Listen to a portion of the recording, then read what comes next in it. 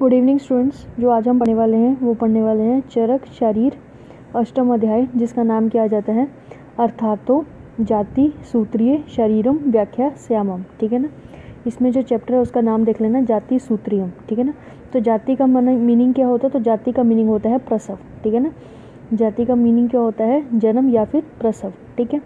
उसके बाद नेक्स्ट जो हमारा फर्स्ट जो प्रकरण आ गया है तो उसके बारे में बताया गया है, तो वो है गर्भाधान। ठीक है ना। गर्भाधान प्रकरण। तो इसमें क्या, इसमें बोला गया कि श्रेष्ठ संतान उत्पत्ति का क्या क्रम है। तो इसमें कुछ नहीं है, बस यही बोला गया है कि जब भी आपको श्रेष्ठ संतान उत्पत्ति करनी हो उस टाइम पे क्या है, जो शुक्र और आर्तव है, गर्भाशय है, योनि है, वो सब क्या होने चाहिए? अदूषित होने चाहिए। तभी क्या है, श्रेष्ठ उत्पत्ति हो सकती है। ठीक है ना। संतान की श्रेष्ठ उत्पत्ति हो सकती है। यहाँ पर एक वर्ड आया हुआ है त्रेयसी। ठीक है ना। त्रेयसी। तो त्रेयसी के यहाँ पर क्या है, पर्याय भी होते हैं। ठीक है ना। त्रेयसी में यहाँ पर क्या है, हरितकी क्या है, हरितकी भी इसका पर्याय होता है, रासना का भी एक पर्याय होता है त्रेयसी, और गज पिपली का भी एक पर्याय होता है त्रेयसी। ठीक है ना। उस चीज़ का ध्यान रखना है।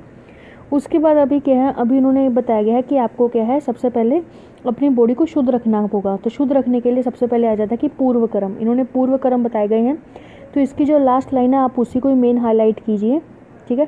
तो इसमें बोला गया कि मधुर औषध संस्कारित अभ्य घृत क्षीर अभ्य पुरुष स्त्रियम तु तैल माश अभ्यासम। तो इन्होंने बोल दिया गया है, देखो यहाँ पर ध्यान रखना कि किस किस चीज़ के बारे में उन्होंने बोला है कि विशेषकर, ठीक है ना, तो विशेषकर मधुर, ठीक है ना, मधुर औषधियों से संस्कारित घृत और दुग्ध का किसको सेवन कराना है? तो पुरुषों को सेवन कराना है। किसको? पुरुषों को। तो पुरुषों को क्या देना चाहिए? तो मधु और घृत का, ठीक है ना, मधुर गण की औषधियों के साथ घृत और दुग्ध क्या है उसमें सिद्ध होना चाहिए। ठीक है, ये आ गया। और स्त्रियों के लिए क्या बोला गया? तो स्त्रियों के लिए बोला गया कि उड़द और तिल के तेल, ठीक है ना, तिल के तेल का सेवन करवाने को बताया गया है। ठीक है ना। तिल के तेल को सेवन कराने के लिए बताया गया है। ठीक है। लेकिन काश्यप ने क्या है, यहाँ पर मांस जहाँ लिखा है तो वहाँ उन्होंने क्या माना है? मांस। ठीक है। उन्होंने क्या माना है? मांस माना है। इस चीज़ का ध्यान रखना है। और यहाँ पर ये भी बोला हुआ है, ऊपर देखोगे तो यहाँ लिखा हुआ है कि जो आचार्य काश्यप है उनके अकॉर्डिंग क्या है, अगर पुत्र उत्पन्न होना है, ठीक है ना, उन्होंने ये भी लिखा कि अगर पुत्र क्या है उत्पन्न होने पर तेल पान करवाना चाहिए। उन्होंने बाद के प्रोसीजर बताया, ये तो पहले का है लेकिन ये बाद का प्रोसीजर में क्या बताया कि अगर पुत्र उत्पन्न होता तो तेल पान करवाना चाहिए, अगर कन्या उत्पन्न होती तो स्त्री को घृत पान करना चाहिए। ये भी पूछ लिया जाता है। ठीक है ना। उसके बाद नेक्स्ट अगला आता है कि ऋतु काल के कर्तव्य। ठीक है। ऋतु काल के कर्तव्यों में क्या बताया गया है? तो उन्होंने बोला कि जो ऋतु काल के कर्तव्य है, तत्र पुष्पात भ्रम प्रभृति त्रिरात्र मास्ति ब्रह्मचार्य अर्थशयनी। तो उन्होंने बोला कि जब क्या है, इस प्रकार से शुद्ध कर लेने के बाद जिस दिन रजय स्राव हो, उन्होंने बोला कि जिस दिन से क्या है मेंस्ट्रुएशन स्टार्ट हो उस दिन से लेके 3 दिन तक क्या है किस चीज़ का पालन करना है? तो ब्रह्मचारिणी का विशेष रूप से पालन करना है, अर्थात अष्ट मैथुन का परित्याग करने को बताया गया है और पूरे ब्रह्मचर्य को पालन करने को बताया गया है। और यहाँ पर यह भी बोला गया है कि कहाँ पर शयन करना है? तो भूमि पर शयन करना है। ठीक है। और उसके बाद बोला गया है पानी अभ्यम, ठीक है ना, अन्नम जर्जरम। तो उन्होंने ये भी बोल लिया है कि बिना टूटे फूटे पात्र में भोजन करती हुई 3 दिन तक व्यतीत करना है। ठीक है ना। उसको सिंपल सादा भोजन करना है, टूटा फूटा कोई बर्तन नहीं होना चाहिए, भूमि पर ही शयन करना है, दिनचर्या का पालन करना है। उसके बाद देखो जो 4th डे है उसमें बोल दिया उन्होंने कि शरीर पर उपटन लगाकर स्नान कर लेना है। स्नान करने के बाद यहाँ पर कौन से वस्त्र डालने को बोला? तो शुक्ल, ठीक है ना। अगर आप वर्ड देखेंगे तो क्या वर्ड आया हुआ है? शुक्लानी। ठीक है ना। तो कौन से वस्त्र डालने हैं? तो श्वेत। ठीक है ना। स्त्री पुरुष दोनों को क्या है, श्वेत पुरुष, जो पहले उसको स्त्री को स्नान करवा दिया, फिर क्या है स्त्री और पुरुष दोनों के है श्वेत रंग के वस्त्र पहन ले, माला पहन ले, ठीक है ना, प्रसन्न होकर मैथुन करने की इच्छा से, ठीक है ना, जानने के लिए फिर क्या है कि उन दोनों की क्या है इस तरह स्थिति समझ कर के है सहवान की आज्ञा दी गई है। यदि या स्त्री या पुरुष दोनों के है पुत्र की इच्छा रखते हैं, अगर तो वो रखते हैं पुत्र की इच्छा, ठीक है, लड़के की इच्छा रखते हैं, तब उन्होंने बोला कि स्नान करने से युगम के दिनों में, युगम मीन्स आ जाता है एज ए इवन में, ठीक है ना, इवन डेज मीन्स 2 सेकेंड हो गया, 4 हो गया, अब 3 दिन तक रखना है तो 4th डे, ठीक है ना, 4th day, 6th day, 8th day, 10th day, 12th ऐसे करके, ठीक है ना। तो युगम के दिनों में इच्छा करें और अयुगम के दिनों में अगर स्त्री का है, ठीक है ना, तो वो आ जाता है। ठीक है, इस चीज़ का ध्यान रखना है। ठीक है। उसके बाद नेक्स्ट नेक्स्ट यहाँ पर क्या है, जो सुश्रुत है उन्होंने बोला कि प्रथम 3 दिन तक मैथुन करने में सुश्रुत ने हानियाँ बताई हैं, ठीक है ना। उन्होंने बोला कि इन्होंने जो सुश्रुत है उन्होंने क्या है प्रथम 3 दिन पर मैथुन करने से हानियाँ बताई हैं। लेकिन ऊपर अगर हम देखेंगे तो एक काश्यप ने क्या है यहाँ पर लिखा हुआ है, जो काश्यप है उन्होंने प्रथम अगर 3 दिन में अगर मैथुन करता तो उससे क्या क्या हानि होगी वो बताया गया है। जैसे कि फर्स्ट डे अगर करते हैं तो वृक्ष के वात पुष्प की तरह, सेकेंड डे करते हैं तो गर्भस्राव और गर्भपात होगा, अगर थर्ड डे करते तो हीन अंग और अल्पायु होगा, ठीक है ना। इस चीज़ का ध्यान रखना है। यहाँ पर एक और चीज़ है, जैसे यहाँ पर उन्होंने बोला हुआ है कि अगर जो पुरुष है वो उसको किस चीज़ का सेवन करना चाहिए, घृत और दुग्ध का। तो यहाँ पर जो शीर घृत, जब हम क्या है चरक सूत्र जब हम 25 पढ़ते हैं जो आग्रह द्रव्य होते हैं उसमें बताया गया है कि शीर घृत अभ्यासो रसायनम नाम श्रेष्ठम, ठीक है ना। उसको वैसे भी क्या है रसायनों में सबसे ज़्यादा श्रेष्ठ माना गया है, ठीक है, ये चीज़ होगी। उसके बाद नेक्स्ट आ जाओ, नेक्स्ट अगला आ जाता है, अभी क्या है पूर्व कर्म करवा दिया कि क्या करना चाहिए। अब आ जाता है कि संवाहन की विधि क्या है। तो उन्होंने सीधा बोल दिया है, ये बहुत इंपॉर्टेंट है, क्वेश्चन पेपर में अब पूछ लिया जाता है, ठीक है। जो टिक किए हुए हैं उस पर टिक लगा लेना। उन्होंने बोला ना च न्युग्जा पार्श्वगता व सवते, ठीक है। तो उन्होंने बोल दिया कि स्त्री जो है वो अधोमुख रहकर पुरुष उसके ऊपर हो, ठीक है। यह पुरुष नीचे और ऊर्ध्वमुख हो, स्त्री ऊपर की अधोमुख हो, ठीक है ना। या फिर क्या दूसरा उन्होंने क्या बोला कि स्त्री में वाम पार्श्व में हो या दक्षिणी पार्श्व में हो, ठीक है। या पुरुष वाम पार्श्व में हो या दक्षिणी पार्श्व में, तो संवहन नहीं करना चाहिए, ठीक है। सिंपल उन्होंने बोल दिया कि स्त्री क्या है अधोमुख में हो, ठीक है ना, और पुरुष ऊपर की ओर हो। स्त्री भी अधोमुख है और ऊपर से पुरुष भी क्या है उसके ऊपर है। यह पुरुष नीचे की तरफ है, ठीक है, और जो स्त्री है उसके ऊपर है, ठीक है। यह स्त्री वाम पार्श्व में है या दक्षिणी पार्श्व में, वैसे पुरुष जो है वो वाम और दक्षिणी पार्श्व में है, तो उसमें नहीं करना चाहिए। अब इन्होंने क्या है वो बताया गया है क्यों नहीं करना चाहिए। तो उन्होंने बोला गया है कि यदि स्त्री अधोमुख होगी, ठीक है ना, अगर नीचे की तरफ मुंह होगा स्त्री का, तो उसमें अगर संवहन करते हैं, उसमें प्रवृत्त करते हैं, तो उससे क्या है वायु बढ़ जाती है। वायु अगर बढ़ जाती है तो उससे क्या है योनि में पीड़ा उत्पन्न होती है, ठीक है ना, जिससे सारे क्या है वात जो योनि व्यापद हैं वो होने शुरू हो जाएंगे। अगर दक्षिणी पार्श्व में शयन करती है, ठीक है ना, करती हुई स्त्री संवहन को प्राप्त होती है तो उससे कफ बढ़ जाता है, ठीक है ना। राइट साइड करेंगे तो उससे क्या है कफ बढ़ जाएगा और उससे क्या होगा मुख जो होगा वो बंद हो जाएगा। अगर क्या है लेफ्ट साइड करती है, वाम पार्श्व में शयन करती है, संवहन से प्रवृत्त होती है, तो इसमें बोला गया इसमें पित्त प्रकोपित हो जाता है जो कि है रक्त और शुक्र, ठीक है ना। इसके क्या है संतान के मूल है, उसमें क्या करती है विदग्ध उत्पन्न कर देते हैं। क्या उत्पन्न करते हैं विदग्ध। अतः उत्तान शयन की हुई जो स्त्री होगी, मतलब ऊपर की तरफ जो मुंह होगा वो जो स्त्री होगी उसका इन्होंने क्या बोल दिया कि उसके लिए वो सबसे ज़्यादा अच्छा माना गया कि जो अगर शुक्र को ग्रहण करना है, शुक्र के बीज भाग को, तो कैसे करना चाहिए ग्रहण, तो जब वो क्या है उत्तान शयन में हो, ठीक है ना, उत्तान शयन में। उन्होंने लास्ट में ये भी बोला है कि इस प्रकार से उत्तान संवहन करने के बाद क्या है वात पित्त कफ जो है वो अपने अपनी स्थिति में ही रहते हैं, कोई हानि नहीं होती है।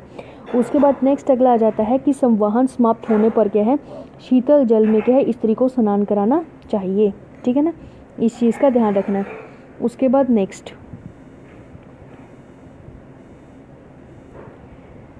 यहाँ पर क्या बोला गया, यहाँ पर बोला गया और भी। तो और भी में इन्होंने एक और चीज़ बोली कि ऐसे पुरुष जो हैं, लास्ट वाली जो लाइन है इसमें बोला गया कि ऐसे पुरुष दक्षिणी पैर और स्त्री जो है वो वाम पैर से खाट पे चढ़े। संवाहन करने के लिए अगर उनको खाट पे जाना है तो कैसे चढ़ना है, तो जो पुरुष है वो दक्षिणी पैर से और जो स्त्री है वो वाम पैर से क्या है खाट पर चढ़े। उसके बाद नेक्स्ट अगला आ जाता है कि हे प्रभु, ठीक है ना, यहाँ मंत्र है, पहले मंत्र बोलना है।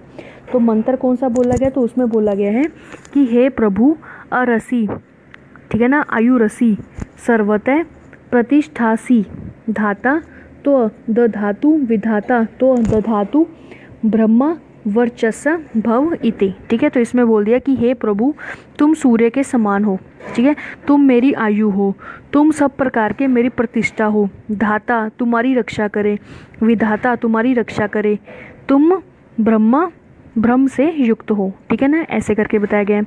उसके बाद नेक्स्ट अगला आता है कि ये रेफरेंस है, पूछ लिया जाता है कि ये श्लोक कहाँ से लिया है। तो उन्हें बोला गया कि ब्रह्मा बृहस्पति विष्णु सोम सूर्य तथा अश्विनो भोगथा मित्रा वरुण वीर दद्रु से संपत्ति। तो उन्होंने बोल दिया कि ब्रह्मा बृहस्पति विष्णु सोम सूर्य अश्विनी कुमार, ठीक है। और मित्र अरुण जो दिव्य शक्ति रूप हैं वह क्या है मेरे पुत्र को क्या है प्रदान करें। उसके बाद उन्होंने बोला कि खाट पर चढ़कर पहले अहिरसी तब ब्रह्मा बृहस्पति ये दोनों मंत्रों को पढ़े। मीन्स पहले अहिरसी अतुरसी सर्वतः ये वाला सारा श्लोक बोलना है। उसके बाद ब्रह्मा बृहस्पति विष्णु सोम सूर्य ये श्लोक को कंप्लीट करना है। उसके बाद ही क्या है संवहन करना स्टार्ट करना है, ठीक है ना, ये चीज़ है। उसके बाद जो दूसरा प्रकरण स्टार्ट होता है वो आ जाता है गर्भ और गर्भिणी प्रकरण, ठीक है ना। गर्भ और गर्भिणी का क्या प्रकरण है, तो यहाँ पर बोला गया कि उत्तम संतान के लिए क्या कर्तव्य है, ठीक है। तो इसमें बोला गया कि यदि वह स्त्री चाहती है कि मेरा पुत्र क्या हो विशाल हो या क्या है प्रविष्ट हो, गोरे वन का हो, सिंह के समान पराक्रमी हो, ओजस्वी हो, तो उसको क्या करना, उसको जब 4th डे, जब 3 दिन तक तो श्राव है, 4th दिन पर जब उसने स्नान करके शुद्ध कर लिया है तब क्या करना है सफ़ेद जौ के मध मतलब सत्तू को मधु और घृत में डालकर सफ़ेद बछड़े वाली, ठीक है ना, सफ़ेद गऊ के दूध को लेना है और उसमें उसको मिला लेना है। चांदी या कांसे के पात्र में रखकर समय समय पर उसको पीना है। कितने दिन, टोटल 7 डेज तक क्या उसको पीने को बताया गया है। उसके बाद बोला गया है कि तत्काल वह स्त्री चावल या जौ के क्या है विभिन्न भोज्य पदार्थों को दही घृत और मधु के साथ या श्वेत बच्चे वाली गौ के दूध के साथ क्या उसको ले सकती है, ठीक है। इस चीज़ का ध्यान रखना है। उसके बाद एक और चीज़ बताई है नीचे, जिसने बोला है कि इस विधि से 7 दिन तक जब हो जाते हैं तब 8वें दिन क्या बोला है पति के साथ जल से सिर का स्नान करके सफ़ेद कपड़े पहनकर कहीं से वो फटा ना हो, ठीक है, ऐसे वस्त्र और सफ़ेद माला सफ़ेद आभूषण धारण करने चाहिए, ठीक है। ये भी चीज़ बताई है। उसके बाद उन्होंने और भी चीज़ें बताई हैं। उन्होंने फिर लास्ट में ये बोल दिया कि और भी, तो इसमें उन्होंने बोला है कि आपको क्या है एक इसके बाद ऋषि तक, ठीक है, ग्रह में पूर्व या उत्तर दिशा में क्या है भूमि या उत्तर की ओर निम्न करके एक क्या है पूजा करवानी है, ठीक है। पूजा करवाने के लिए सबसे पहले आपको वो जो भूमि होगी जहाँ पर आपको पूजा करवानी है वहाँ पर गोबर से लिप्त होनी चाहिए, जल से लीप होनी चाहिए। और उसके बाद उन्होंने बोल दिया है कि भूमि पर क्या है वेदी की स्थापना कर देनी चाहिए, ठीक है। उन्होंने बोल दिया कि यदि जो जजमान है वो ब्राह्मण है, ठीक है ना, तो उसको क्या है उस वेदी के पश्चिमी भाग में क्या है एकदम नया वस्त्र समूह से बनाए हुए आसन को या श्वेत बेल के चम का आसन बना देना चाहिए, ठीक है ना। उन्होंने बोल दिया अगर जो करवा रहा है वो क्या है वो ब्राह्मण है तो उसके लिए क्या है एक सफ़ेद रंग के वस्त्र से उसका आसन बनाना है या फिर श्वेत बैल के चम का आसन बनाना है, या फिर वो क्या है यदि क्या है क्षेत्रीय, ठीक है ना, पुत्रिष्ट यज्ञ करवाना हो। अगर क्षेत्रीय का हो पुत्रिष्ट का यज्ञ तो उसमें उन्होंने बोल दिया कि या तो व्याघ्र का चम या फिर क्या आता है बैल के चम का आसन बनाना है। यदि जजमान वैश्य है तो फिर उन्होंने क्या बोला गया है कि मृग चम या बकरे के चम पे आसन बनाने को बताया गया है। जाति क्रम से उन आसनों को बैठकर ही क्या है इसका पूरा हवन हो सकता है। इन्होंने बोल दिया कि पलाश इंगुली गुल्लर महुआ की क्या है लकड़ियाँ लेके आनी है, अग्नि में क्या है उप समाधान कर अर्थात वेदी के ऊपर अग्नि की स्थापना करनी चाहिए, ठीक है। इस चीज़ का ध्यान रखना। और उन्हें यह भी बोला गया है कि धान का लावा और सुगंधित श्वेत पुष्प, ठीक है ना, वेदी के आसपास क्या उसको बिखेर देने चाहिए, ठीक है ना। इस चीज़ का ध्यान रखना है। बस आपको ये ध्यान रखना है जैसे जो ब्राह्मण है उसके लिए क्या बोल दिया है कि श्वेत वस्त्र, ठीक है ना, या फिर क्या है इन्होंने बोल दिया बैल की चमड़ी, ठीक है, श्वेत बैल की। क्षेत्रीय के लिए उन्होंने बोल दिया कि व्याघ्र या फिर क्या आ जाता है हमारा बैल का ही है, ठीक है। वैश्य के लिए क्या बोल दिया है कि मृग हो गया, वस्त हो गया, रोक हो गया, इस चीज़ का आ गया, ठीक है। लेकिन जो काश्यप है, काश्यप ने यहाँ पर ये बोला है कि अगर क्या है ऋषिक पुत्र उत्पत्ति यज्ञ विज्ञान, ठीक है, उन्होंने 2 चीज़ें बताई हैं। संवाहन से पहले लक्ष्मणा का सेवन करवाएं, ठीक है। इन्होंने सिंपल एक जनरल बोल दिया कि एक ड्रग आता है लक्ष्मणा, ठीक है ना, तो उन्होंने बोल दिया कि संवाहन से पहले लक्ष्मणा का सेवन करवाइए और बाद में क्या है आप पुत्र उत्पत्ति का यज्ञ भी आप करवा सकते हैं साथ में, ठीक है, ये चीज़ बता दी है। उसके बाद नेक्स्ट अगला आ जाता है पुत्र श्रेष्ठिक, ठीक है ना, पुत्र एष्टिक यज्ञ। तो पुत्र एष्टिक यज्ञ क्या है, इसके बाद पुत्र को चाहने वाले अपने अनुकूल के है पुत्र उत्पत्ति की आशा रखने वाले स्त्री पति के साथ अग्नि के दक्षिणी भाग में, अब क्या है स्त्री और पति जो है पति पत्नी को कहाँ बैठना है तो अग्नि के दक्षिणी भाग में ब्रह्मा को बिठाकर, ठीक है ना, तो उन्होंने बोला जहाँ अग्नि चल रही है वहाँ दक्षिणी भाग में किसको बिठाना है तो ब्रह्मा को बिठाकर स्वयं अग्नि के क्या है पश्चिमी भाग में बैठने को बोला गया है, ठीक है ना। उसके बाद उन्होंने ये भी बोला गया है कि बाद में, ठीक है ना, स्थाली पाक किए हुए, अब क्या है, अब उन्होंने बोल दिया कि जितना भी कुछ हो रहा है, ठीक है ना, उस पर इन्होंने क्या बोला है कि प्रजापति का निर्देश देकर मनोरथ की पूर्ति के लिए क्या है विष्णु योनि, ठीक है ना, या फिर क्या है काम्य दृष्ट, ठीक है ना, ऐसे यज्ञ करवाना प्रारंभ कर देना चाहिए। उसके बाद उन्होंने बोल दिया कि स्थाली पाक किए हुए चरु को संस्कार किए हुए घृत को 3 आहुति दें, ठीक है। कितनी आहुति देने को बोला गया है, तो 3 आहुति। यहाँ पर किसकी बात की गई है, स्थाली पाक का नाम दिया गया है। तो सब प्रथम स्थाली पाक का जो नाम है वो कहाँ आया है, तो वो आया है शुशु संहिता में। ये आपको ध्यान रखना होगा, ये तो यहाँ पर आया लेकिन सब प्रथम कहाँ आया है, तो वो आया है शुशु संहिता में, ठीक है, ये लिखा हुआ है। उसके बाद नेक्स्ट इन्होंने ये भी बोला हुआ है कि हवन से जो बचा हुआ जो घृत है, ठीक है ना, घृत को पति के साथ स्त्री भी प्राशन करें। पिए हुए जो पति जो पिया हुआ घृत है बाद में क्या है स्त्री पिए। पात्र में उन्होंने बोल दिया है कि जूता घृत ना छोड़े, ठीक है ना, मतलब जूठा कुछ भी क्या है ना छोड़े उसको, वो सारा उसको पी जाए। और इसके बाद दोनों के स्त्री जो पुरुष है 8वें दिन दोनों प्रतिदिन क्या है संवाहन करने को बताया गया है, ठीक है। उसके बाद नेक्स्ट इसमें आया था और भी, तो और भी में यहाँ पर क्या है जो शूद्रा तू नमस्कारेम एव, ठीक है, कुरेहा। तो यहाँ बोल दे कि यदि शूद्र की स्त्री है तो उसकी क्या है इच्छा अनुसार अगर पुत्र उत्पत्ति होने के लिए क्या है पुत्र के गौर श्याम कृष्ण वर्ण वीरता को ध्यान में रखकर उसकी क्या है अनुसार, ठीक है ना, उसकी क्या है अनुसार उसका खान पान वस्त्र आभूषण आदि का क्या है व्यवहार में लाए और देवता अग्नि ब्राह्मण गुरु तपस्वी और क्या है सिद्ध को नमस्कार मात्र करें, ठीक है ना। ये चीज़ बस नमस्कार करने को बोला है, उसको हवन करने को नहीं बोला गया, ठीक है। ये हमारा नेक्स्ट पॉइंट आ जाता है पंच महाभूत से रूप उत्पत्ति के कारण था, ठीक है ना। तो रूप जो उत्पत्ति हो रही है तो वो किसके पंच महाभूत में किस किस चीज़ की क्या है इन्वॉल्वमेंट बताई गई है, मतलब किस महाभूत से कौन सा कलर क्या उत्पन्न होता है, ठीक है। इसमें आप श्लोका चाहे तो श्लोका भी देख सकते हैं वरना हिंदी में भी लिखा हुआ है। जैसे यहाँ से अगर आप स्टार्ट करेंगे तो वहाँ बोला गया है कि तेज धातुर, ठीक है ना, उदकम आंतरिक्ष धातु प्रायश्च अवदात वर्ण्यो कर। तो उन्होंने बोल दिया गया है कि जो तेज है, ठीक है ना, मतलब पित्त धातु एवं जल, ठीक है ना, पित्त धातु एवं जल और आकाश धातु, ठीक है ना, प्राय जो ये होती हैं 3 चीज़ें तो वो मिलकर क्या बनाती हैं गौर, ठीक है ना, गोरा, ठीक है ना, गौर वर्ण उत्पन्न करती हैं या कारक होती हैं। अर्थात जब तेज जल और आकाश मतलब अग्नि जल और आकाश अगर आपस में मिलते हैं तो वो क्या बनाते हैं गौर वर्ण बनाते हैं, ठीक है। नेक्स्ट अगला आ जाता है, ठीक है, पृथ्वी, ठीक है, पृथ्वी वायु धातु प्रायश कृष्ण वर्ण कर रहा है। तो उन्होंने बोल दिया है जब क्या है तेज पृथ्वी और वात ये आपस में मिलते हैं, ठीक है ना, तेज दोनों में ही रहेगा, पृथ्वी प्लस के आगे वात, अगर ये मिलते हैं तब क्या है कृष्ण वर्ण की संतान उत्पन्न होती है, ठीक है। उसके बाद सम सर्व धातु प्राय श्याम वर्ण। तो उन्होंने बोल दिया है जब समान रूप से सभी मीन्स आकाश वायु जल पृथ्वी, ठीक है ना, आकाश वायु जल पृथ्वी, इसमें अग्नि नहीं लिखा है, आकाश वायु जल और पृथ्वी धातु को मिलते हैं तो उससे क्या है श्याम वर्ण उत्पन्न होता है, ठीक है। ये किसका है, ये आचार्य चरक का मत बताया गया है। लेकिन आचार्य सुश्रुत ने क्या बोला है, तो उन्होंने बोला है कि तेज प्लस जल, ठीक है ना, तेज प्लस जल वो गौरवन के लिए है, ठीक है, यहाँ पर लिखा हुआ है, तेज प्लस पृथ्वी वो कृष्ण के लिए है, आकाश तेज पृथ्वी, ठीक है, तो वो आ जाता है कृष्ण श्याम के लिए, तेज जल आकाश, ठीक है ना, तो वो किसके लिए है गौरवन के लिए बताया गया है, ठीक है।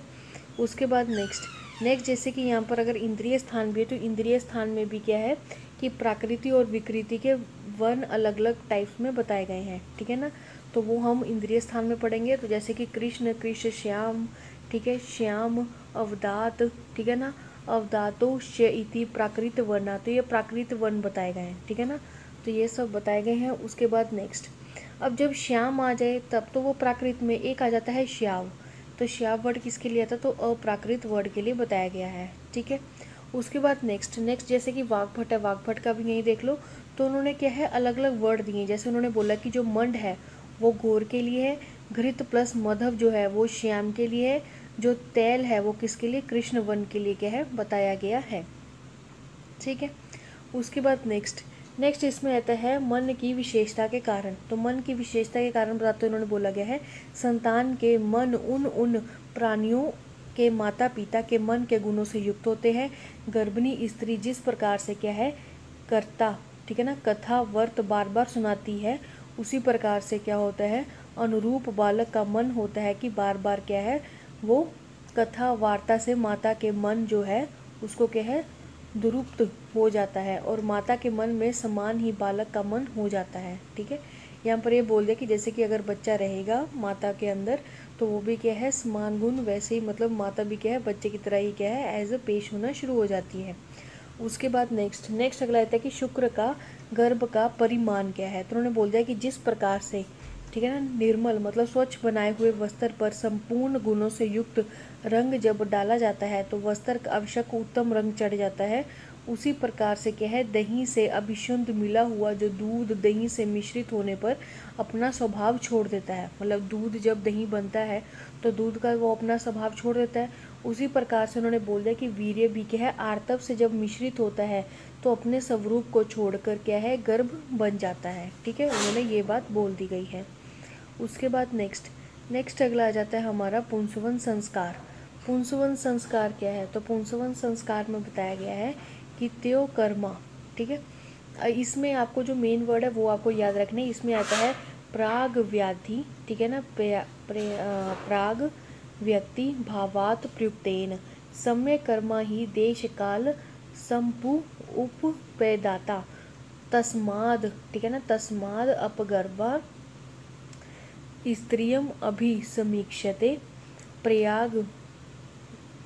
यहाँ पर देखो दो वर्ड लिखे हुए हैं, एक तो आ जाता है कि प्रयाग व्यक्ति भाव प्रयक्तु, ठीक है, एक इसमें क्या है प्रयाग व्यक्ति भाव, ठीक है ना, मतलब व्यक्त अवस्था वाला, ठीक है ना, भाव अंग दर्भेशु पूर्ण वसु तदमाद। तो उन्होंने बोल दिया गया है कि अगर आपको पुण्यवंशु जो पुंसवंश संस्कार करवाना है तो वो कब करवाना, तो उन्होंने बोल दिया कि तब तक जब क्या है गर्भ में लिंग, ठीक है, स्त्रीलिंग पुल्लिंग नपुंसक की क्या है अविभक्त नहीं हो जाते। ठीक है ना, जब तक क्या है जहाँ पर बोला गया प्राग व्यक्ति भावात प्रयुक्तेन, तो उन्होंने वही बोला कि जब तक क्या है लिंग पुल्लिंग या निपुंसक इसमें क्या है वो अविभक्त नहीं हो जाते। जैसे कि हम सेकंड मास में पढ़ते हैं कि पेशी पिंड और अर्बुद, ठीक है ना, पिंड पेशी और अर्बुद, तो वो पढ़ते हैं तो वो क्या है वो यही है कि स्त्रीलिंग है या पुरुष के लिए है या नपुंसक के लिए। तो उससे पहले कि आपको ये सब देना होगा। जैसे कि विमर्श में यहाँ पर बताया गया कि पुंसवान का यहाँ पर डेफिनेशन दी गई है पुमानय सूरते अनेन कर्मा इति पुंसवानम कर्म, अर्थात जिस कर्म के द्वारा क्या है गर्भ में जो स्त्रीलिंग का परिवर्तन कर पुरुष उत्पन्न किए जाते हैं उस कर्म को क्या है नपुंसक कहा गया है। उसके बाद नेक्स्ट इसमें और भी चीज़ें बताई गई हैं। इन्होंने उसके बाद ये भी बोला गया कि इसका प्रयोग जो है गर्भधारण की निश्चित तिथि के क्या है 2 मास तक किया जाता है, क्योंकि द्वितीय मास में क्या होता है घन पेशी और अर्बुद, ठीक है ना, ये आरंभ हो जाती है स्टेज, तो इसलिए उन्होंने बोल दिया कि 2 मास तक की क्या है पुंसवन विधि का प्रयोग किया जा सकता है। उसके बाद नेक्स्ट अगला आया था और भी, तो और भी में इन्होंने और भी चीज़ें बोली गई हैं। तो उन्होंने बोला गया कि गोष्ठे जातस्य नगोदरस्य, ठीक है, प्राग उत्तराभ्य शाखाभ्य शुंगे अनुपते। तो उन्होंने बोल दिया गया है कि गौशाला में ये चरती हुई गौएं जहाँ विश्राम करती है ऐसे स्थान से उत्पन्न हुए वट वृक्ष की क्या है पूर्व और उत्तर दिशा में गई हो, ठीक है ना, जो गई 2 शाखाओं को क्या है अनुपहत, ठीक है, अनुपहत जो किसी भी प्रकार से क्या है विकृत ना हो, शुंग लेकर क्या है रस वीर्य से युक्त अविकृत, ठीक है ना, रस वीर्य से युक्त अविकृत 2 उदरद और रस वीर्य, ठीक है ना, और उन्होंने बोल दिया कि रस गुण वीर्य से युक्त 2 पीली सरसों दही में पीसकर। अब पहली क्या इन्होंने बोल दिया है, पहले उन्होंने बोल दिया कि गौशाला में जहाँ क्या है गाय वगैरह जो है वो क्या है विश्राम करती हैं घूमती हैं, वहाँ क्या है वहाँ अगर वट का वृक्ष है, ठीक है, जो क्या है पूर्व और उत्तर की जो उधर की तरफ शाखाएं निकल रही हैं उन शाखाओं पर क्या लेना हमने 2 अनुपहत, ठीक है, क्या लेना है शुंग लेना है टूमा, ठीक है ना, जो क्या है रस गुण वीर्य विपाक से युक्त होना चाहिए, विकृति नहीं होनी चाहिए। 2 पीली सरसों लेने को बोला गया है, ठीक है, उसको पीस कर क्या बोला गया है नक्षत्र को स्त्री को पिलावे, ठीक है ना, फर्स्ट आपको यही करना है, ठीक है। उसके बाद नेक्स्ट इसमें एक ये भी बोला गया है कि कि क्या बोला गया है, पुष्प नक्षत्र में ही क्या है, चावल के आटे को जल में पकावें। चावल का आटा ले लेना है, उसको क्या करना है, जल में पकाना है। उसे पकाने पे जो ऊष्मा से जो भाप निकलेगी, उस भाप को क्या है, जो भाप निकलेगी, जो ऊष्मा निकलेगी, भाप निकलेगी, उसको सूंघने को बोला गया है। उसके बाद पकते हुए आटे में, ठीक है ना, जल लेकर उसमें रूही का फाहा डालना है, ठीक है। फिर क्या है, उसको इन्होंने क्या बोला गया है कि उस रूही को, फाहे को डाल बनाकर डालें अपनी। उसके बाद उन्होंने बोला कि अपनी गर्दन, ठीक है ना, अपनी गर्दन को क्या है, चौखट पर ऐसा रख दें, ठीक है ना, ऐसा रखे कि सिर पीछे की ओर लटक जाए, ऐसा करना है। फिर स्त्री जो स्वयं है वो क्या करना है, उससे जस्ट ड्रॉप डालनी है नाक में, ठीक है ना। तो उन्हें बोल दिया कि स्वयं अपने हाथ से रूही के फाहे को जो आटे में जल से तरा है उसे दक्षिणी नासा के क्या है, पुट में निचोड़ दें, ठीक है, ये चीज़ बताई गई है। उसके बाद जो अष्टांग संग्रह है उन्होंने बोला गया है श्वेत, ठीक है ना, श्वेत बृहत्री मूल को क्या है, पुष्य नक्षत्र में उखाड़ लेने पर उसका स्वरस का क्या है, नस्य देने को बोला गया है, ठीक है ना, किसका, श्वेत बृहत्री के मूल को, ठीक है ना, उसका क्या है, उसको उसका स्वरस लेना है और कौन से, पुष्य नक्षत्र पर उसको डालने को बोला गया है।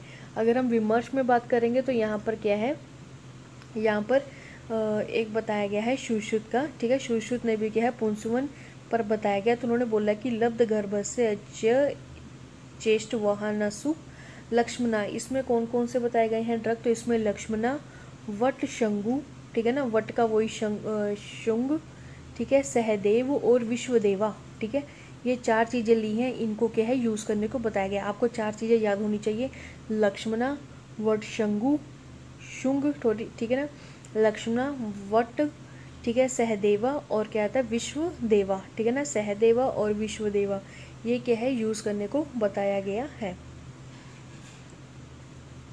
उसके बाद नेक्स्ट, जैसे कि यहाँ पर अगर आप नीचे देखेंगे तो जो भाप प्रकाश है उन्होंने भी अलग से बताए गए। तो उन्होंने बोला गया है कि पुष्प मंजरी मूत्र, ठीक है, पुत्र मंजरी मूत्र, ठीक है, विष्णु कांता मूल, ईश्वर लिंगे, ठीक है, गर्भ अवस्था में 8 दिन तक क्या है, पान करने को बताया गया है, ठीक है। यही है ना गर्भ स्थापक की औषधियाँ, उसके अंदर ये चीज़ आती है। तो उन्होंने बोला कि गर्भ स्थापन करने वाली जो औषधियाँ हैं, इंद्री ब्राह्मी शतवीर्य सहस्त्रवीर्य, ठीक है ना, इंद्री ब्राह्मी होगी, शतवार मतलब शतवीर्य, ठीक है, सहस्त्रवीर्य, ठीक है। उसके बाद आता है अमोठा, ठीक है ना, अमोघा मीन्स पाटला होता है, ठीक है, अवस्था गड़ूची, ठीक है, शिवा हरितकी, बला बलियार का मूल, ठीक है। उसके बाद नागबला अरिष्टा, ठीक है, वाट्य पुष्पी महाबला, ठीक है, ये चीज़ें क्या हैं। और 11th कौन सी बताई गई है, विश्वक्सेन कंता, ठीक है ना, ये चीज़ें क्या है, यूज़ करने को बताया गया है। इसमें यह भी बोला गया है कि इन औषधियों से सिद्ध किए गए दूध, ठीक है, यहाँ पर देखो लिखा कि इन औषधियों से, ठीक है, ये जो औषधियाँ बताई हैं ये क्या है, गर्भ की स्थापना करने वाली हैं। तो इन औषधियों से क्या करना है, इनसे सिद्ध किए हुए दूध या घृत का पान करना है और इन्हीं औषधियों से पकाए हुए जल को क्या है, प्रत्येक पुष्प नक्षत्र में पीने को बताया गया है, ठीक है। उसके बाद नेक्स्ट यहाँ पर जैसे बताया गया कि इन्होंने क्या है, टोटल 11 औषधियाँ बताई गई हैं गर्भस्थापक के लिए, ठीक है। ये ही औषधियाँ प्रजास्थापन के नाम से क्या है, इन्होंने बोला है कि यही जो 11 औषधियाँ हैं, तो उसमें से क्या है कि यही उसमें से कुछ जो औषधियाँ हैं वो प्रजास्थापक के नाम से सूत्र स्थान में 4थे अध्याय जिसमें महाकषाय आते हैं, ठीक है ना, तो उसमें भी क्या है, ये वर्णित की गई हैं, लेकिन किस नाम से हैं, प्रजास्थापन के नाम से बताई गई हैं, ठीक है। उसके बाद नेक्स्ट आ जाओ, नेक्स्ट अगला आ जाता है घर उपघातकर, ठीक है ना, गर्भ उपघातकर भाव, कौन कौन से ऐसे भाव होंगे जिसकी वजह से क्या है कि गर्भ में हानि पहुंच सकती है, ठीक है ना। तो फर्स्ट इन्होंने जैसे कि तज्ञथा करके बोला गया कि उत्कट विषम कठिन आसन सेविताम, ठीक है ना, तो उन्होंने बोल दिया कि अगर आप क्या है एज उत्कट आसन में, मतलब जो सही ढंग से नहीं है, विषम है, ऊंचा नीचा है, कठिन है, आसन पर अगर आप लगातार बैठते हैं तो उससे क्या है, वेग, उससे कौन से वेग कौन कौन से, मूत्र पुरुष, ठीक है ना, मूत्र पुरुष वात, इसके वेगों को क्या है, रोकते हैं, ठीक है ना, वो क्या करते हैं, इन जो वेग है उसको क्या करते हैं, रोकते हैं। कठोर या अनुचित, उस पर बाद उन्होंने बोला गया है कि दारुण अनुचित व्यायाम सेवनिताम, तो उन्होंने बोला कि अगर आप इस चीज़ का कि दारुण अगर कठिन आसन पर बैठते हैं या फिर उष्ण द्रव्यों का सेवन करते हैं, ठीक है, या फिर क्या है अनुचित रूप से व्यायाम करते हैं, ठीक है, अल्प मात्रा में भोजन करते हैं। प्रमिताशन है ना, तो अल्प मात्रा में भोजन करते हैं। ठीक है, ये हो गया। उसके बाद उन्होंने बोला गया कि अगर आप इनका जो इनसे जब स्त्री क्या है, जब गर्भिणी सेवन करती है तो गर्भाशय में जो गर्भ है वो मर जाता है। इसमें बोला कि गर्भो, ठीक है, मिशे अंते कुक्षे, ठीक है ना, मिशे अंते कुक्षे अकाले व संश्रय शोषी व भवंती। तो उन्होंने बोल दिया कि इससे क्या है, गर्भ मर जाता है या अकाल में ही क्या है, स्राव होना शुरू हो जाता है। ठीक है ना, एज स्राव होना शुरू हो जाएगा। ठीक है, ब्लीडिंग होनी शुरू हो जाएगी। और साथ में उन्होंने बोला गया है कि गर्भाशय में जो गर्भ है वो क्या जाता है, सूख जाता है। शोषी व भवंती, ठीक है ना, गर्भाशय में जो गर्भ है वो क्या है, सूख जाता है। इसी प्रकार से उन्होंने बोल दिया कि गर्भाशय में आघात लगने पर या दबाव पड़ने पर अधिक गहरे क्या है, इन्होंने बोल दिया कि अधिक गहरे गड्ढे या कूप में क्या है झांकने से। इन्होंने ये भी बोला है कि अगर क्या है आप अधिक गहरे, या तो चोट लग रही है या फिर क्या है आप बहुत ज़्यादा गड्ढे गहरे की तरफ देख रहे हैं, ठीक है ना, बहुत ऊपर से नीचे की तरफ देख रहे हैं। प्रताप मतलब क्या होता है कि जहाँ बहुत ऊंचे स्थान से नदी या जल गिरता हो, ठीक है, वो स्थान हो गया। को बार बार देखने से क्या है, अकाल में चढ़ने से, ठीक है, चलने से, और उसके बाद अत्यंत अप्रिय शब्द सुनने से भी क्या है, पूर्व में ही क्या है जो गर्भ है वो क्या है, गिर जाता है। ठीक है, यहाँ पर इन्होंने बोला भी हुआ है कि अप्राप्त अकाले गर्भ है। ठीक है, तो ये चीज़ का आपको ध्यान रखना है। उसके बाद निरंतर उत्तान, हिंदी में देख लो, निरंतर उत्तान, ठीक है, उत्तान शयन करने वाली स्त्री भी क्या है, गर्भस्थ बालक को क्या है, ठीक है, जो गर्भस्थ बालक है उसके क्या होता है कि कंठ को नाभि से आश्रित नाड़ी बांध देती है। ठीक है ना, मतलब क्या है कि जो अम्बलाइकल कॉर्ड होती है वही उसको क्या है गले में ऐसे बंध जाती है, जिसकी वजह से क्या होता है कि उसके मरने के कगार पे वो आ जाता है। ठीक है ना, तो यहाँ पर इन्होंने वही बोला गया है, जैसे कि ये हो गया प्राप्त का अकाले गर्भा तज्ञ था अति मात्र संशोभ। ठीक है ना, संशोभ होता है जैसे कि हमने बोला अप्रिय, ठीक है ना, अप्रिय या अति मात्र, ठीक है, श्रवणम, ठीक है ना, अप्रिय वाले ज़्यादा लगातार सुनते रहना कि हाँ तुम सही नहीं हो, तुम गलत हो, इस तरह की चीज़ें वो भी ठीक नहीं करती हैं। ठीक है ना, तो उसके बाद इन्होंने बोला हुआ है, जैसे यहाँ पर आप देखोगे तो उन्होंने बोला कि कंठम अनुवेष्टितम। तो कंठम अनुवेष्टितम मतलब क्या है कि वो की गर्भ की जो कंठ है, ठीक है ना, बालक की जो कंठ है उसमें क्या है नाभि आश्रित होकर नाभि का एक बांध बन जाता है। ठीक है ना, तो उसका भी एक भय रहता है, इस वजह से उत्तान शयन नहीं करना चाहिए। ठीक है, उन्होंने बोल दिया कि जो गर्भवती है वो क्या है खुली जगहों पर शयन ना करे। ठीक है, तो यहाँ पर इन्होंने बोल दिया है कि विवृत शायानी नक्त चारिणी। ठीक है ना, उसके बाद उन्होंने बोला गया है कि जो गर्भिणी है वो क्या है रात में अकेले इधर उधर भी ना घूमे। ठीक है ना, चोन्मंतम जयति अपसमारिन तू कलिक कल। तो उन्होंने बोल दिया गया कि इससे अगर वो रात को भ्रमण करती है इधर उधर तो उससे क्या होगा कि वह पागल संतान को क्या है उत्पन्न करती है। यहाँ पर ये बोल दिया है कि वो क्या है पागल संतान को उत्पन्न करती है।